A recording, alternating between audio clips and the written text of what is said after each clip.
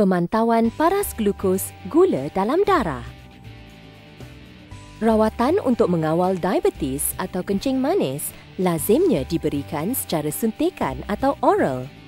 Insulin diberikan secara suntikan kepada pesakit diabetes jenis 1 dan sesetengah diabetes jenis 2. Terdapat pelbagai sediaan insulin dalam pasaran. Doktor akan mempreskripsikan jenis insulin dan dos yang bersesuaian dengan paras gula di dalam darah pesakit. Terdapat 2 jenis pen insulin, iaitu Novopen, Humapen. Berikut adalah teknik pemasangan kartridge insulin untuk pen insulin.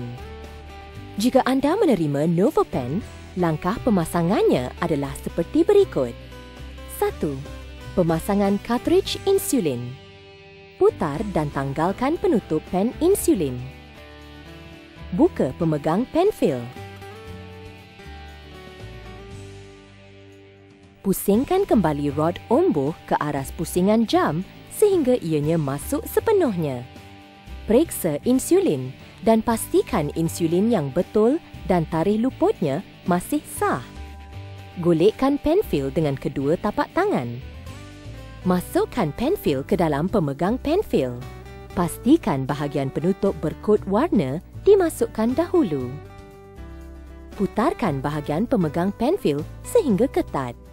2. Pemasangan pen dan pemilihan dos.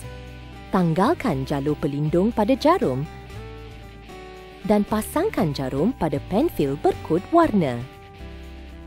Tanggalkan penutup luar dan penutup dalam jarum. Simpan penutup luar untuk memindahkan jarum selepas suntikan. Sebelum menyuntik, putarkan pemilih dos kepada 2 unit. Pegang pen insulin dengan jarumnya menghala ke atas.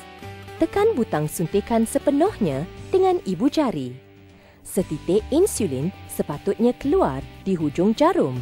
Jika tidak, ulangi langkah yang sama sehingga setitik insulin keluar. Pastikan pemilih dos menunjukkan angka kosong. Putarkan pemilih dos sehingga ia menunjukkan unit insulin yang ingin disuntik. Setelah menyuntik insulin, pastikan jarum ditanggalkan daripada pen dan buang jarum di tempat yang selamat. Pasang semula penutup pen. Pen dan insulin yang telah digunakan hanya perlu disimpan pada suhu bilik. Sekiranya anda menggunakan Humapen, langkah pemasangannya adalah seperti berikut. Pemasangan kartridge insulin. Buka penutup pen. Longgarkan pemegang kartridge. Periksa insulin dan pastikan insulin yang betul dan tarikh luputnya masih sah. Golek pen fill insulin secara perlahan dengan kedua tapak tangan. Masukkan pen fill insulin ke dalam pemegang kartridge. Putarkan bahagian pemegang pen fill sehingga ketat. Pemasangan pen dan pemilihan dos. Tanggalkan jalur pelindung pada jarum. Pasangkan jarum dalam keadaan lurus pada pemegang kartridge. Tanggalkan penutup luar dan penutup dalam. Simpan penutup luar untuk memindahkan jarum selepas suntikan.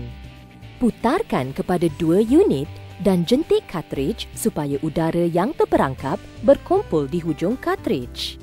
Tekan butang suntikan dan perhatikan sama ada terdapat aliran insulin keluar dari jarum. Putarkan pemilih dos mengikut dos yang diperlukan. Contoh, sekiranya dos anda 10 unit, putar hingga 10 unit seperti ini. Secara am, dos insulin adalah 1 unit per kilogram sehari. Tetapi, dos mungkin akan berubah mengikut pemantauan paras glukos dan tahap akil baligh bagi seseorang kanak-kanak remaja.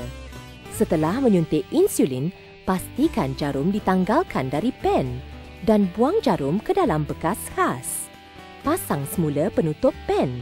Pen dan insulin yang telah digunakan hanya perlu disimpan pada suhu bilik. Seterusnya merupakan langkah untuk menyuntik insulin. Insulin boleh disuntik di bahagian badan berikut: abdomen, lengan, paha, punggung. Bahagian suntikan perlu dijarakkan sejauh 2 cm dari bahagian suntikan sebelumnya. Cubit dengan lembut bahagian yang ingin disuntik dengan menggunakan ibu jari dan jari telunjuk. Kemudian, suntik dengan kedudukan jarum menegak dalam posisi 90 darjah. Letakkan ibu jari anda pada pelaras picagari atau pemilih dos. Seterusnya, tolak dengan perlahan sehingga pelaras picagari atau pemilih dos berhenti bergerak. Selepas suntikan, tunggu 6 hingga 10 saat sebelum menarik keluar jarum suntikan. Pastikan selepas suntikan, angka pada pemilih dos menunjukkan kosong.